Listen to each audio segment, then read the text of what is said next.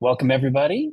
Thanks for joining us today for the second installment of the PostgreSQL Extension Ecosystem Mini Summit, which I now realize is a total mouthful. I appreciate you all coming. Today, Ian Stanton from Tembo is going to give a talk on Trunk, a Postgres extension registry, and CLI. So take it away, Ian. Oh, thank you, David.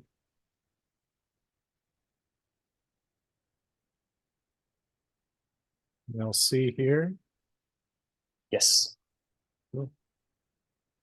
Yeah, so as David mentioned, my name's Ian. I'm an engineer at Tembo, and over the past year, we built Trunk, which is an extension registry and CLI supporting Tembo Cloud, which is our main product at Tembo. So as I was preparing for this, I thought to myself, I really want to just like tell a story versus do a technical deep dive. So with that in mind, we'll start with some backstory. And first, we'll chat about Tembo itself. So what is Tembo? We're kind of new to the Postgres world, and we're founded in November 2022. And we have a managed Postgres solution called Tembo Cloud. And our vision for that product has always been that Postgres can be used for so many different things with the power of extensions. So we've built these things called stacks that are use case optimized flavors of Postgres powered by extensions and configurations. And on the right here, you can see a handful that we offer. One of them is message queue that we're super proud of. We built our own extension for that stack, and it works super well. So in addition to that, we've the ability to install extensions and use any extension under the sun, including user-provided extensions, was part of the vision as well. So with both those things in mind, we knew that we'd need some sort of extension management solution. And we built that for Tembo Cloud. It's called Trunk. It's a registry and CLI that are both open to the community and both open source. It hosts binary packages for extensions. And like I said earlier, it powers Tembo Cloud's extension management experience. So today we'll dive into how we built this thing, why we built it, and what did we learn after the fact. So around this time last year, Q1 2023, we had built Tembo Cloud V1, and we were bundling our extensions into our Postgres container images. But we really wanted a way to install these extensions on the fly. And we felt that the best way to do that would be with pre-built extensions packaged up somewhere and installable. So with that in mind, we started to explore the extension ecosystem itself to see what was out there, see if there were any available tools out there that we could use. So we stumbled upon a handful and we weighed the pros and cons of each. So PGXN was the first that we found. Thank you, David, for PGXN. We love that it was backed by the community and have been around for a good while, since 2011. But it hosted source files for extensions, and that didn't really fit the vision that we were trying to make a reality for Tembo Cloud. We also noticed that there was little development in the project since 2012. So we also looked at the apt and Yum repositories for Postgres and Postgres extensions. And again, we love that these were backed by the community. Also, these hosted extension binaries, which was awesome. This is like exactly what we were looking for. But we noticed that it was a smaller subset of extensions in these repositories than what was available. We felt that there were over 1,000 extensions available that we could pull on. So we wanted the ability to quickly add those if we needed to whatever solution we were using. And we felt that we wouldn't be able to do that so quickly if we used something like an after Yum repository. So the pros and cons of building our own solution are we get full control over the integration with Tembo Cloud, which is the primary user to begin with, at least. And we get to build the solution however we want. So we could host pre-built extensions packaged up in a registry. And we could build in new features and publish new extensions as quickly as we wanted. So, after we built this thing, there were some days where we were publishing 3 to 4 extensions a day. And that's something that we feel we could only do with a solution that we built ourselves. So some negatives or cons to building our own solution is, I think the biggest one for us was we didn't know how the community would react. In hindsight, I think we worried about this a little too much. And because of this, we didn't really involve the community in the beginning. And that's, I'll touch more on that later. But the second thing here is, were we recreating the wheel? We didn't want to just build something again. We wanted to build something meaningful that would have provide some sort of value, not only to Tembo Cloud, but to the community itself. So a little bit on what inspired us when we started this project. A handful of us at Tembo worked at a company called Astronomer, which has built a managed solution for Apache Airflow. You don't need to know a ton about Apache Airflow, but Airflow uses these 3 things called DAGs, providers, and modules as part of the ecosystem. And those were really not discoverable at the time. So Astronomer built a registry to share or for its users to easily find DAGs, providers, and modules. This was super well received by the Airflow community. So we wanted to do something similar for Postgres extensions because we thought this was super cool and valuable. And some obvious inspiration came from PGXN, the apt and Yum repositories for Postgres. And we wanted to take the very best of what these had to offer and build upon that. One inspiration that's probably not so obvious is, at least to folks who are not at Tembo, is we use Rust for building the majority of our components at Tembo. And we've really fallen in love with the experience that Cargo and Rust and crates provides for building, publishing, and installing crates. So we wanted to provide an experience like that, but for Postgres extensions. So our vision really boiled down to discoverability. We wanted categories for extensions. We wanted some sort of rating system that will that allow people to see what extensions are most popular, most useful for my use cases, some sort of certification for extensions, and something that shows which cloud providers support those extensions. We also wanted to be able to build any sort of extension. So whether it's written in pure SQL or C and SQL, or written in Rust with PGRX, we wanted to be able to build, publish, and install any of these. And then, like I mentioned before, we wanted a simple experience for publishing and installing extensions, similar to what we get with Cargo. So something like Cargo Publish or Cargo Install. So some hopes and dreams, things we were hoping for as we started the project. We were hoping for a lot of community involvement. So we had this idea, at least I had this idea, that folks would magically show up and want to contribute to the code and publish their own extensions and things like that. We also wanted to provide support for multiple platforms, so multiple architectures for these extensions and multiple versions of Postgres. Some of these we've done, some of these we have not. And we really wanted this to be the one-stop shop for Postgres extensions. So I'll touch a little bit on how it works, again, without going too deep, keeping a high level. So again, it's a CLI and registry that work together.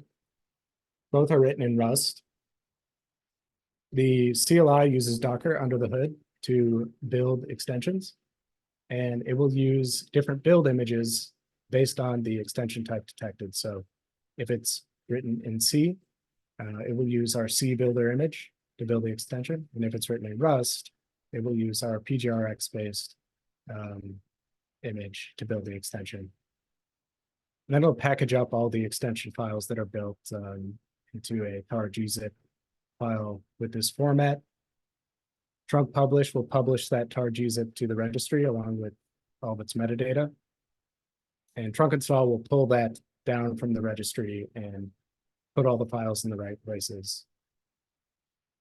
The registry is again written in Rust, and the backend stores extension metadata information that's surfaced on the website and the API. And there's an S3 bucket that stores the tar.gzip file that's pushed to the registry. So that's pretty oversimplified, but again, just to keep it high level. And I'll just show you some screenshots to share what it looks like to use the CLI and registry. So this is the output of trunk build. So here we're building David Wheeler's PG Semver.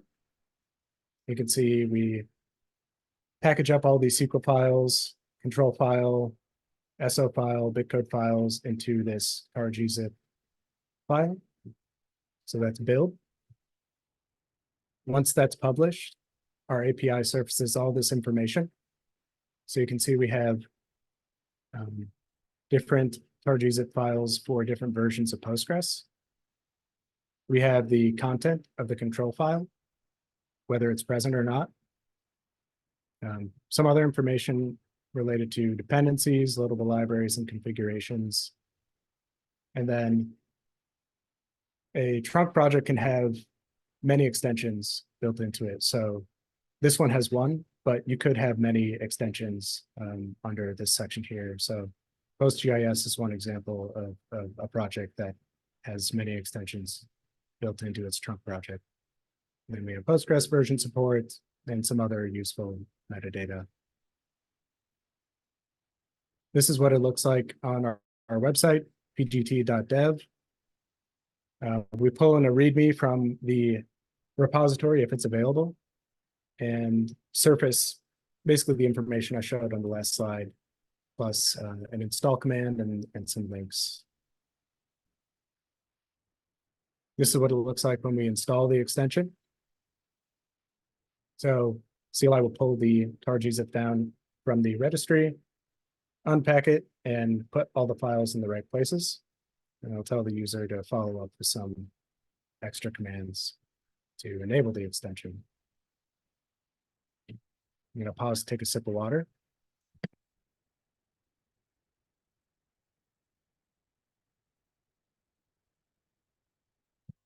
All right, let's talk about the state of the project. So what is going on with the trunk project today? So from a Tembo cloud perspective, trunk is the thing powering the extension management experience in Tembo cloud. So it allows us to offer 200 plus extensions on the platform, and it allows us to install them and enable them on the fly. And Tembo cloud is likely Trunk's #1 user at this point in time. From a community perspective, we get a ton of site traffic, which is super encouraging because one of the problems that we set out to solve is this discoverability problem. And I think we've done a good job of that based on the traffic that we get, particularly around the categorization that we've done. But on the flip side, there's been pretty minimal community involvement in the code base itself and publishing different extensions. And again, I think that's our fault mostly for not involving the community early on. And again, I'll touch on that a little bit in lessons learned. So did we solve the problem that we set out to solve? I would say for Tembo Cloud, absolutely. Trunk serves as a core component of the Tembo Cloud platform, and without it, we are not able to offer the number of extensions that that are available on the platform today, and just not able to provide that sort of extension management experience where you can install them on the fly.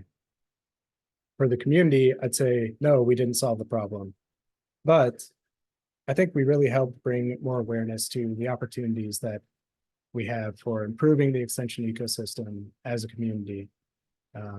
And we saw that as we were building this, similar solutions came up along the way. So we saw dbdev from our friends at Supabase and pgxman from our friends at Hydra. And I know that our friend Yuri at Omnigress is working on something as well. And that's just further validation that this is a super important problem for us as a community to solve. And I think there's just a huge opportunity for us to solve this together. And it's really why we're all here today. So thank you all for being here. Talk a little bit about lessons learned.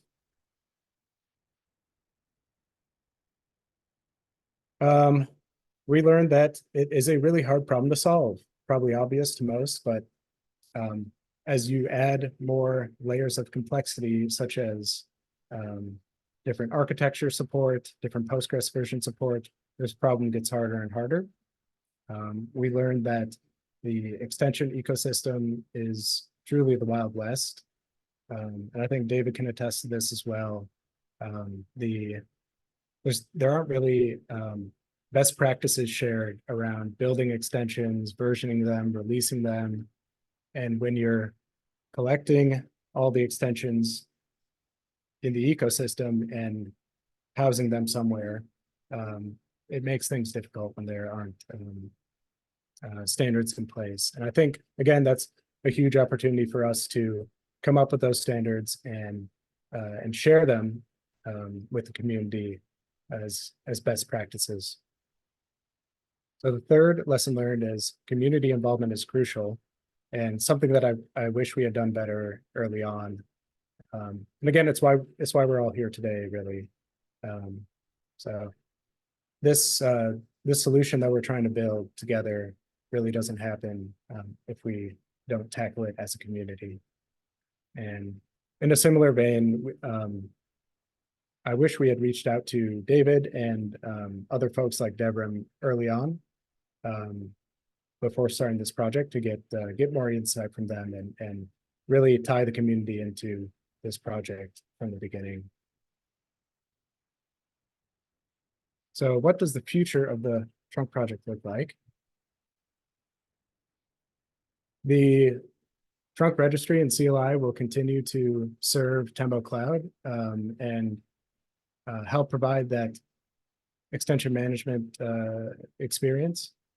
And I think it's really paved the way for binary packaging and distribution in PGXM v2, this project that David is spearheading. And at the very least will inform and will possibly be the basis for that part of the project, the packaging, distribution, and installation for that project. So that's all. Thank you so much. And back to you, David.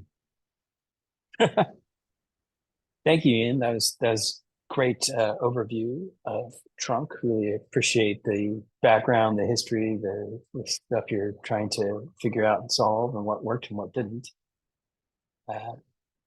Any questions or discussion topics people want to take on? I saw some interesting comments in the thread from Stephen and Tobias. Yeah. Tobias says, speaking of paths, it would be super helpful if Postgres could support loading extensions from additional paths inside shared dir extension and package libdir directories, at least following the directory symlinks within.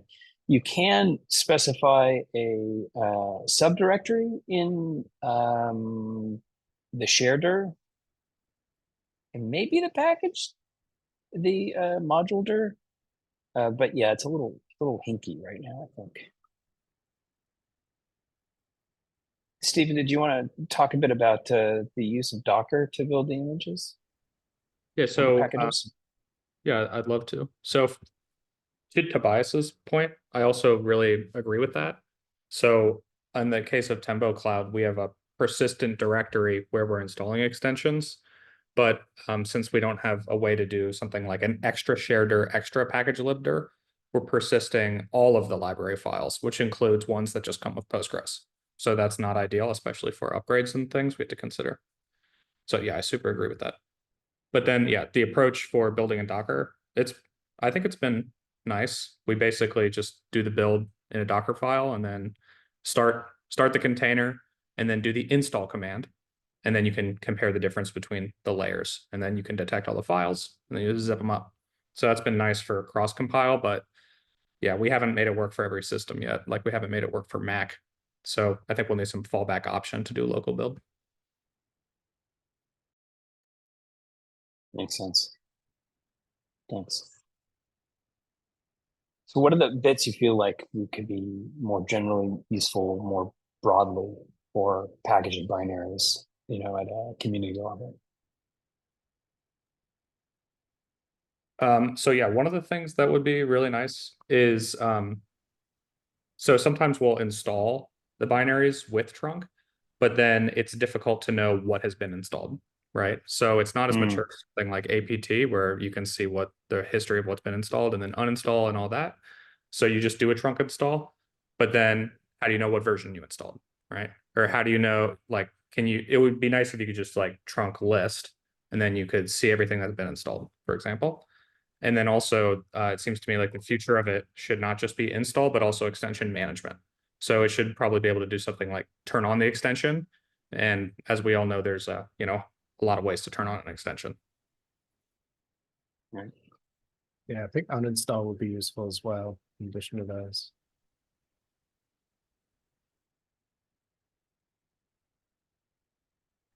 Any other questions or thoughts or comments from folks about trunk or the binary distribution challenges it brings?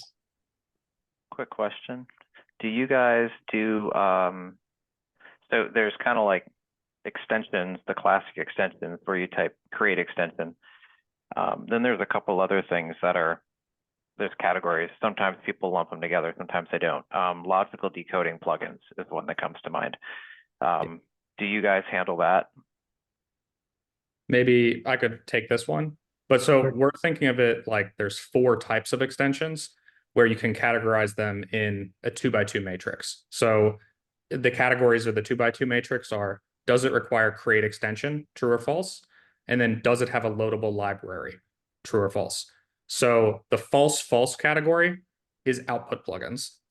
The category where like create extension true requires loadable library true, for example, pgpartment and pgcron, requires create extension false and requires loadable library true, for example, auto explain. But so people don't even call that an extension sometimes, it's just like a library. And those ones have the nice side effect of they don't have any upgrade concerns. You can just like swap out the code and it just should work. And wait, so I only covered, and then obviously there's just create extension true, loadable library false. So that would be kind of a default case. Yeah, Stephen wrote a blog on this. I think it'd be cool if you shared that in the chat. Yes, that'd be great. Besides auto explain, are there very many, what other extensions are there that are, well, what other modules are there that don't have any extension? That's like auto explain's the common, like one that I always come across. Yeah, off delay is another, I believe. There's like base backup to shell. And a lot of people just say like, oh, these are kind of just like parts of Postgres or considered parts of Postgres at this point, right? So like we have trouble categorizing them. Like, are they extensions? Are they modules? Are they, yeah. So I think there are like 10 to 15 of them that I've come across at least. So not a ton. Are these categories in the Tembo? Like, can you click a button on the website? Because you guys had like the whole categorization thing was part of what you were doing. Yeah, that one is not a category, but that'd be a good one to add. And then on output plugins, I don't know if or maybe I just missed it. Did you say whether you handle those with Tembo? So yeah, so you can install them with trunk. So it's not really Or with like, trunk? yeah, Sorry, so trunk, yeah. you can do like a trunk install, and then now you got the files there. And then you should be able to use it. And you've got the whole build pipeline and everything. It'll work with output plugins too. Yeah. Okay, cool. Tobias, did you want to say a bit more about the path issues, or Niels?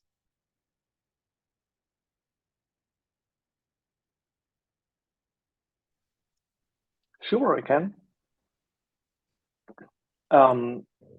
We are building the Postgres app, colleague and me, distribution for macOS, which is working a bit differently than on the usual Linux systems.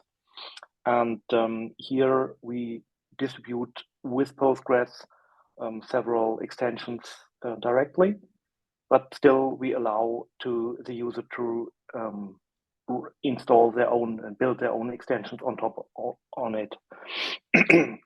And this works nice even with the PGXN client. But as these builds are installed within the application bundle, it breaks the code signature. So we always have to fight against the operating system to allow that.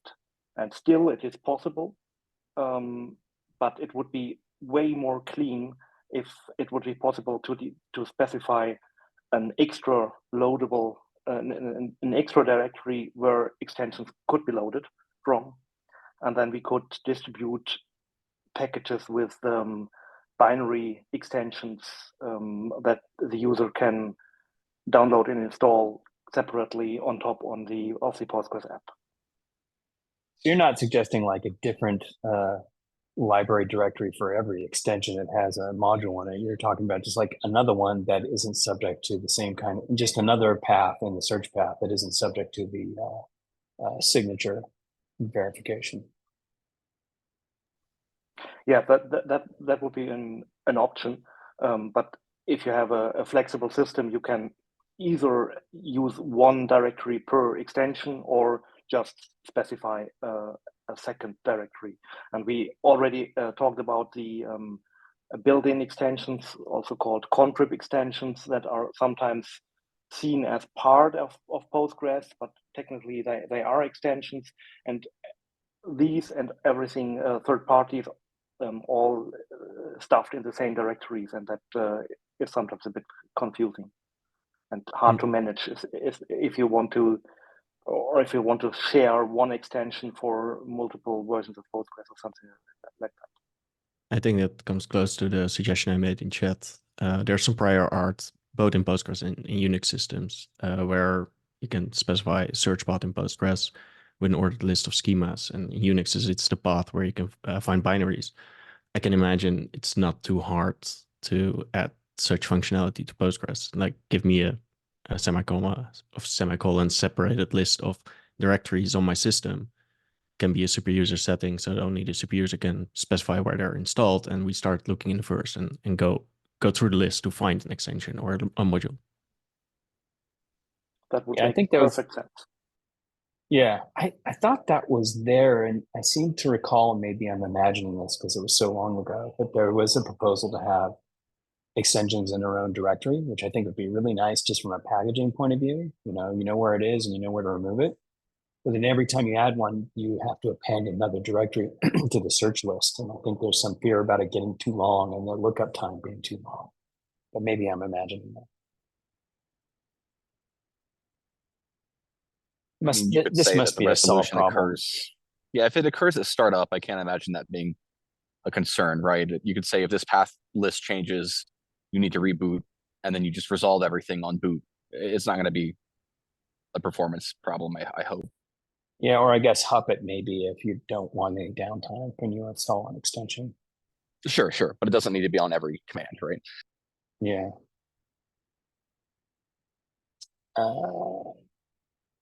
Eric, do you want to post your question about PGRX? Oh, sure. Yeah, I was just wanted to know,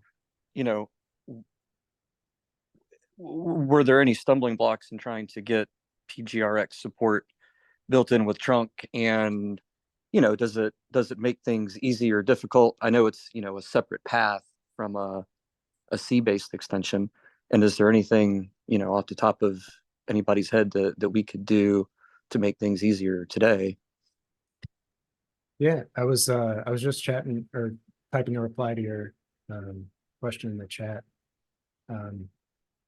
I think so there is an issue, but I think it's mostly on our end. So that we have a separate image for each version of PGRX, and keeping up with the new versions, because you guys release quite frequently, is makes things difficult for us. So I think just like we need to rethink our image building strategy. It shouldn't be like one image for each version of PGRX. And that's the biggest thing I've noticed, but again, that's mostly on our side. How efficient would it be to install the version of PGRX you need before doing the build, or is that just too slow, too much overhead? It could be too slow. But yeah, this is a problem that we've known about for quite some time, and it's just one of those things that hasn't been addressed yet. So Okay, maybe that's something we can talk about offline one day. I'd be happy to chat. I think we're close to being in a position where the command line tool Cargo PGRX can be a different version than whatever version the extension uses. Oh, that'd be super useful. Yeah, I think we're really close to being at that point, if we aren't actually already there. So yeah, we can talk about that offline. Nice. Cool. Yeah, we'll reach out, and you guys are still in Discord, right? Oh yeah, for sure. Okay. Awesome. Thank you. Other comments, questions, people who've worked on other kinds of binary registry things? Love to hear more from other perspectives on that. Although Devon's going to talk about the Yum stuff next week, so about that.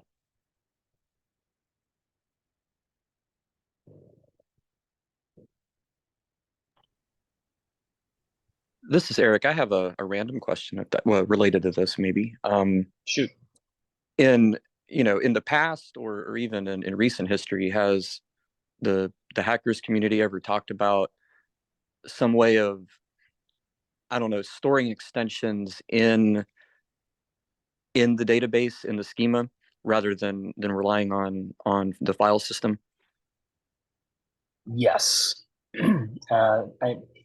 When we met a couple weeks ago, I mentioned a long thread that I was reading from 2012, I think, about this very issue, where Dimitri was proposing a kind of a package system. He was calling it unit or just placeholder name, where the objects would be stored in the database. But it was a very long thread. I didn't even read the whole thing because there are a lot of security challenges with it, a lot of stuff where if it results in a shared object library having to be written to the file system, it's just not going to happen. And I don't know how whether that would be required or not. So the other thing that happened though is that Dimitri worked on a project that is called PG install, and you install this extension in the database. It's kind of like dbdev, Superbase's project, but it's not just TLAs, it was anything. And so the idea there was there'd be a build farm that would build binaries, and you could run a function in the database, and it would go to the registry and pull the binaries down and put them in the right places on the file system. So at least it was over SQL, through SQL, and it was doing its own thing. So there are a lot of interesting kind of ideas like that floating around, but because of the legacy, I think, of the kind of C, PGXS stuff in Postgres, it's always been a bit of a struggle to say, okay, let's not do this just exclusively from the same machine on which Postgres itself is running, but to be able to kind of, do it over the PQ or in SQL or something. A lot of ideas floating around, and it hasn't really there's a lot of talk and not a lot of actions. Yeah, I can see why, you know, it would take some time to sort all that out. It's one thing to require, you know, super user privileges maybe to create an extension, but then also having root on the box itself. Yeah. Yeah. Okay, cool. TLE kind of plugs into that a little bit for the non-shared object. I mean, it's not exactly storing it in the database, but it does provide sort of a SQL-based or, you know, through the database method of installing, uninstalling, managing it all. But that's only for trusted languages and not shared objects. Well, when you do, you know, dbdev install, it does download it from database.dev, but then it stores it in the database. And so then when you do create extension, that extension, it has hooks into that command to actually just pull it out of its own little catalog and install it. And it was a similar model for PG install, but with the binaries support as well.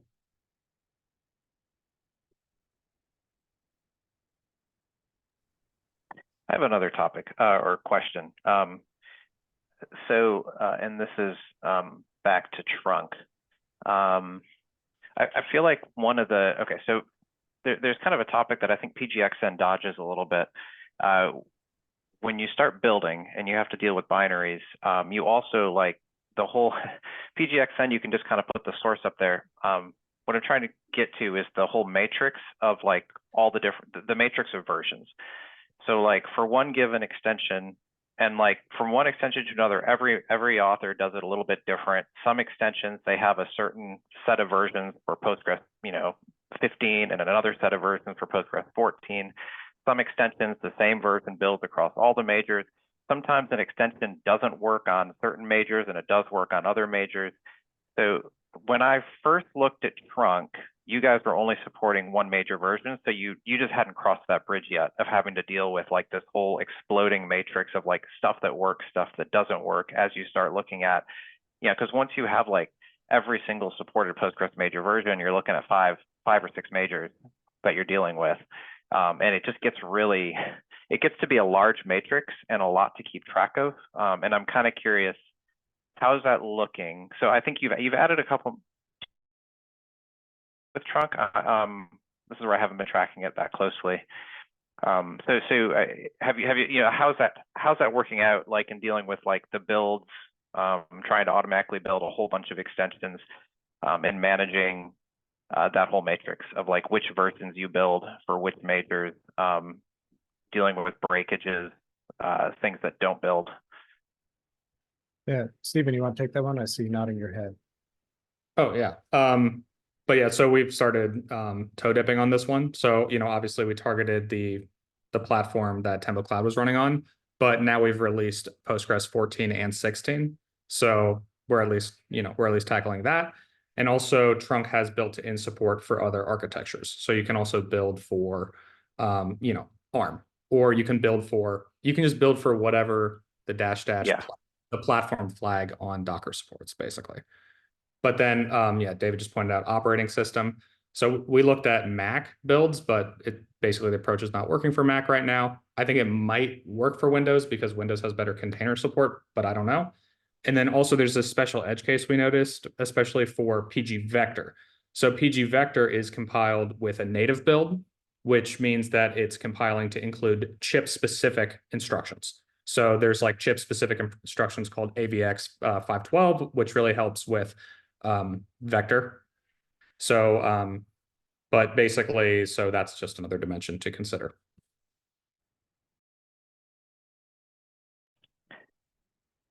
So any ideas on, because this is the challenge that we really want to, I mean, I feel like that's a whole part of the idea behind this forum and pulling this together, is to try to figure out if we can sort of chart some kind of a path forward. Maybe we don't solve everything, but like what can we solve, or how could we make this a little bit better, you know, so for Postgres at large.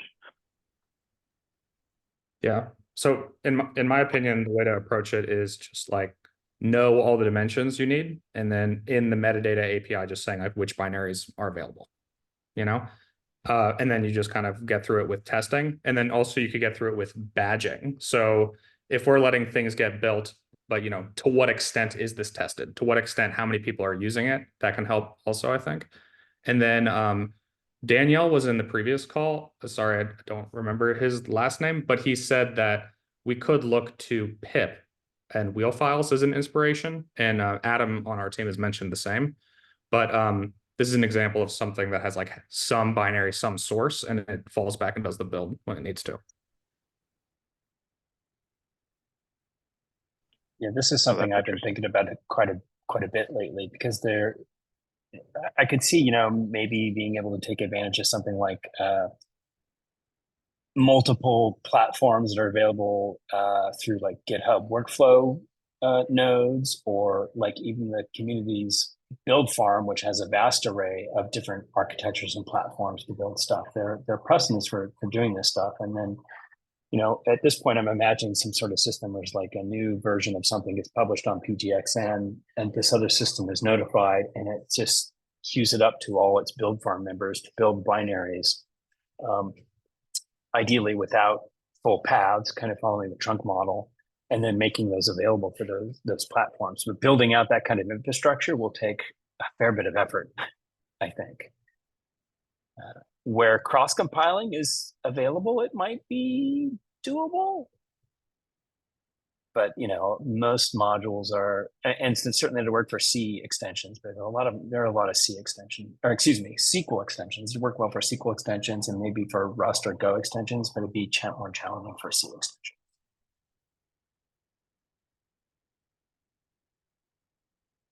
This is a problem I would like to get solved for us to solve in the next year or two, honestly.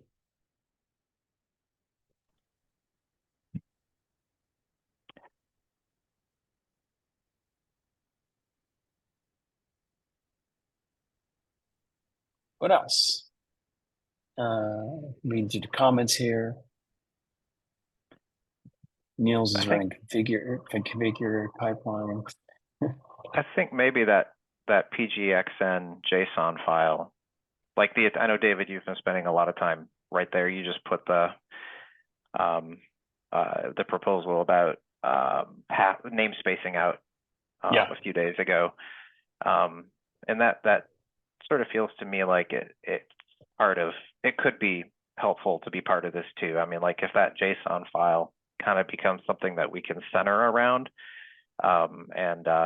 So the first time I went and tried to build my own extension, the first time I wanted to take an extension, put it on PGXN, it took me a long time to figure out that JSON file, and a lot longer than it should have. Part of the problem was just like, David, finding that wiki page, or you had like a really old blog post that actually walked through it really nicely. For whatever reason, I didn't find that until 2 weeks after I'd been like wrestling with this thing. Sorry. If I would have found it on the second day, I could have skipped so many things that I was just trying to like figure out on my own. So that was part of it, was just like finding the materials. But that's, to that point, like if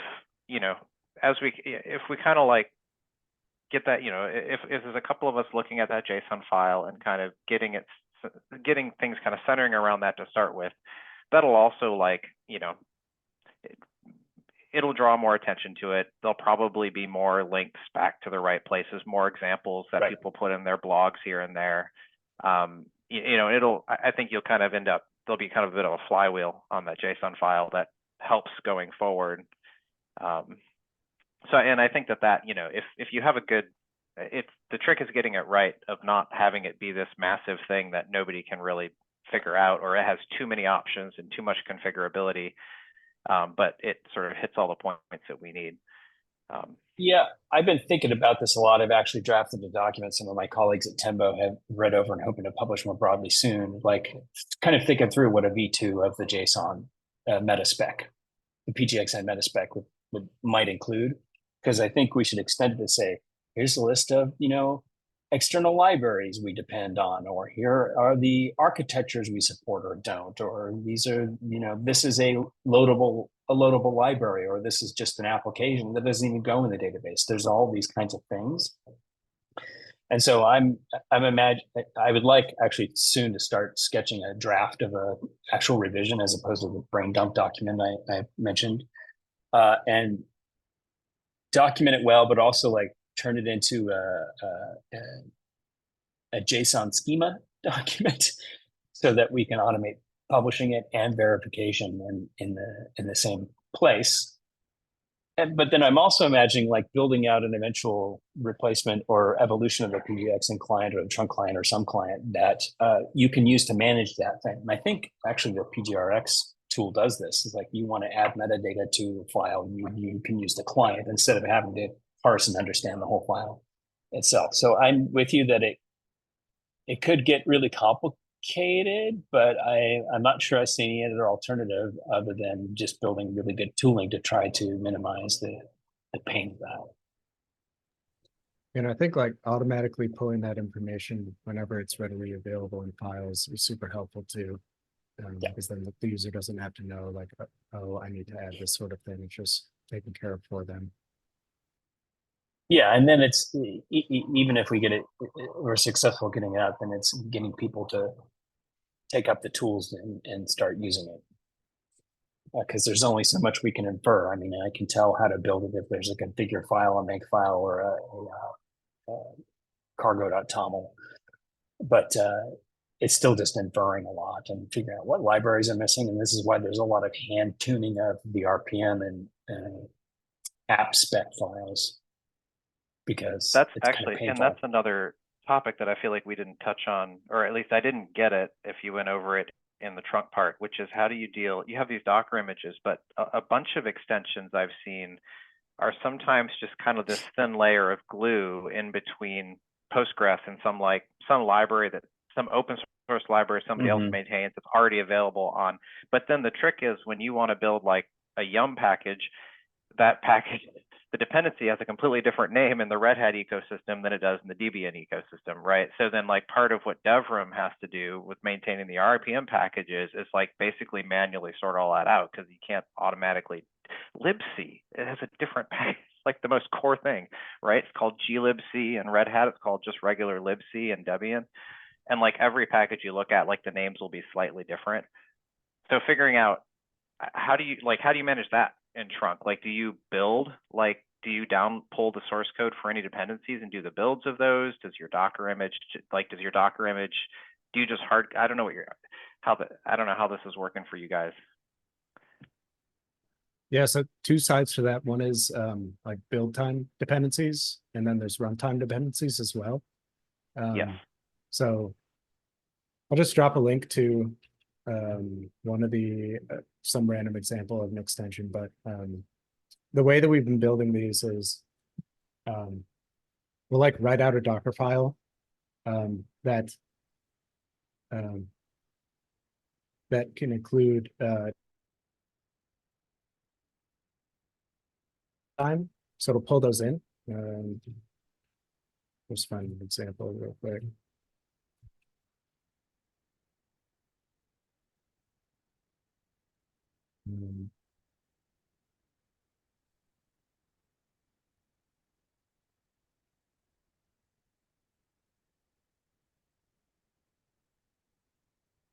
It's a good example here. It's not a good one.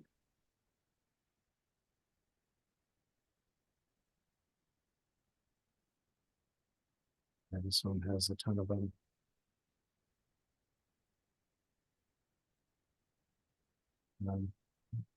So anyway, we just specify all those there. But for runtime, like we really don't know what's required for runtime until we test the thing. And we have things set up in our CI pipelines that install and enable the extension and see if it works. And if it doesn't, it'll say like, hey, missing this system dependency. And then we know that we need to add that to our Postgres images that run under the hood. It's kind of like not the best flow for finding this sort of thing out, but that's how it is today. Stephen, I don't know if you want to add anything more to the build time dependency piece. Yeah, so a lot of them just share the same ones like SSL and glibc. So those ones we just have them we just build with the same versions that we run with on Tembo Cloud, right? And then we've been taking the approach where we want to just in the metadata list all of the system dependencies. So that's what we're building towards.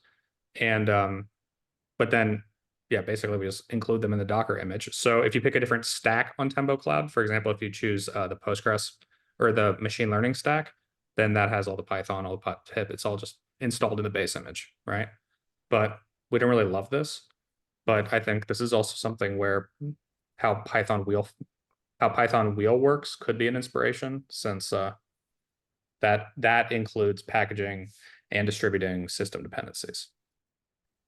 I don't think there's any way around, like you have to say in the metadata, if you really want to do this right, like this is the same thing, like I said, Devrim has to do for the RPM repositories, you have to know what your dependencies are. So, and David, like I'm curious, you know, so like what your thoughts are, like probably if this is to be done right, like in the meta.json file, there has to be some way of indicating what dependencies are. But then, you know, I'm talking about Debian and Red Hat, but what about Windows? What about Mac? Like, Yeah. you know, on Windows, you don't really have a packaging system necessarily, or like an easy way to indicate dependencies there. And then we probably, you know, you've got BSDs, you've got like all kinds of other places Postgres can potentially, we probably have to narrow down the scope a little bit in order to be able to solve something. Yeah, I mean, fortunately, there are only like 1,000 extensions, 1,100 extensions in the world, so it's a relatively low barrier at this point. Unlike, you know, some of these other things that have tens of thousands and millions of extensions. But that said, well, I you know, guess once you put it that way, but I wasn't going to go through all 1,000 of them one at a time. No, maybe right. we do. So what I actually posted about this on Ivory a few weeks ago. So like, how does one do this in a platform neutral kind of way? And there are actually some standards that are kind of evolving where people are trying to figure this out. There's one called Perl, PURL, which is like a packaging or prerequisite URL. And the idea is that you specify them using these pearls, if you will, but then it's up to the installing client to be able to resolve those into whatever it is the packaging system it depends on. So, and I would assume for something on Windows, you'd have to say, yeah, this works great as long as you use Chocolatey or something like that. So you can resolve the dependencies. But it's certainly a difficult problem. I'm actually looking forward to your talk about your unique approach to solving it, because I think that's going to be super interesting and informative. I mean, ultimately, you basically it's crowdsource. You need to enable crowdsourcing. So, okay, this is what we called this thing in PostgreSQL world. Yeah. Libc. And if people need to compile it under Chocolatey on Windows, they need to figure out how to do that, and they can contribute that. RPM name on Debian or on Red Hat, package name on Debian, and just facilitate crowdsourcing. Yeah, my initial idea metadata database. Right. My initial idea was like a global registry that people contribute to just by editing files in a GitHub repository or something to map them out, like, right? I mean, HashiCorp has some stuff like that already, I'm sure. I mean, there's probably stuff out there. I'm not familiar at that level of detail, but I mean, I need to reinvent the wheel there. Ideally, or if we do, open source it and get other people, because this is a global problem that we're trying to solve here. Yeah. Not our problem. Right. Well, everybody, really appreciate you coming before in our last couple of minutes here. Great discussion. I appreciate it. I just wanted to tee up that in 2 weeks, speaking of Devrim, he is going to be talking about the Yum repository, the Yum community repository, and the challenges of RPMifying extensions. I have this idea of like automating adding extensions to Yum and the app repository, and everyone's like, I'm a little skeptical. So I'm super looking forward to his input and his perspective on the stuff. That is 2 weeks from today at noon. So, didn't need to do that. So that is it. I'm going to stop recording. Thanks for coming. And why did you go back to the outro music? Oh, I stopped to share. I'm staying for the outro. Yeah, should be playing. Oh, I have to turn up the volume.